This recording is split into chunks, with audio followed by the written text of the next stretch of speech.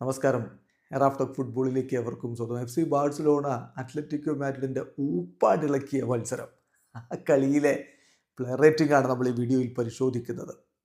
70 minute ആകുമ്പോൾ 2 ഗോളിൻ്റെ ലീഡിൽ എങ്ങനെ വിരാജിക്കുകയായിരുന്നു സിമിയോണിയും സംഘവും. കളി ജയിച്ചു എന്ന് ഉറപ്പിച്ച ഘട്ടത്തിലാണ് അവർക്ക് പണി കിട്ടുന്നത്. 4 ഗോളുകൾ അങ്ങ് വർഷിച്ചു ബാഴ്സലോണ. ഫെറാൻ ടോറസിൻ്റെ ഇരട്ട ഗോളുകൾ, ലെവൻഡോസ്കിയുടെ ഗോള്, യമാലിൻ്റെ ഗോള് തീർത്ത് കളഞ്ഞു അത്ലറ്റിക്കോ മാഡ്രിഡിനെ എന്ന് തന്നെ പറയണം.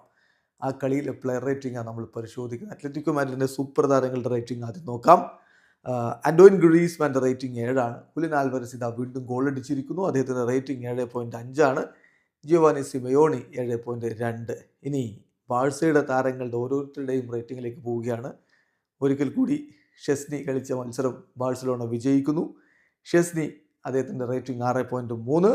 ബാഴ്സലോണയുടെ ഡിഫൻസിലേക്ക് വന്നാൽ ബാൽഡെ 6.7, മാർട്ടിനസ് 8.1, കുബാർസി 7.1, കൂണ്ടെ 7.2, മധ്യനിരയിൽ പെഡ്രി 7.6, കെസാഡോ 6.7. മുന്നേറ്റത്തിലേക്ക് വന്നാൽ Raphinha 7.3, Dani Olmo 7.2, Lamine Yamal വീണ്ടും 17-കാരൻ്റെ വിളയാട്ടം റേറ്റിംഗ് 8, ലെവൻഡോസ്കിയുടെ റേറ്റിംഗ് 6.8. ബാഴ്സയുടെ സബ്സ്റ്റിറ്റ്യൂട്ട് താരങ്ങളുടെ റേറ്റിംഗിലേക്ക് വന്നാൽ ഫെറാൻ ടോറസിനെ എടുത്ത് പറയണ്ടേ.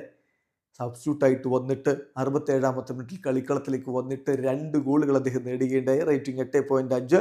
എറിക് ഗാർഷ്യയുടെ rating 6.2, Gerard Martin 6.5, Ronaldo Araujo 6.6. Gavi കളിക്കളത്തിലേക്ക് വന്നെങ്കിലും അത് അവസാന ഘട്ടത്തിലായിരുന്നു എന്നുള്ളതുകൊണ്ട് അദ്ദേഹത്തിൻ്റെ റേറ്റിംഗ് നമ്മൾ പരിഗണിക്കുന്നില്ല. എന്തായാലും കിടിലൻ വിജയം. ബാഴ്സലോണ ലലീഗയിൽ 1-ാം സ്ഥാനം ഒരിക്കൽ കൂടി ഉറപ്പിക്കുകയാണ്. 27 കളികളിൽ 60 പോയിന്റ്. അതേസമയം അത്ലറ്റിക്കോ മാഡ്രിഡിന് ഈ തോൽവിയോടുകൂടി 1-ാം സ്ഥാനത്തുള്ള ബാഴ്സയേക്കാൾ 4 പോയിന്റ് കുറവായിരിക്കുന്നു. ബാഴ്സയാവട്ടെ ഒരു കളി കുറച്ചാണ് കളിച്ചിരിക്കുന്നത്. ആ കളി കൂടി അവർ വിജയിച്ചാൽ ഈ പോയിന്റ് ഡിഫറൻസ് വളരെ വലുതാകും.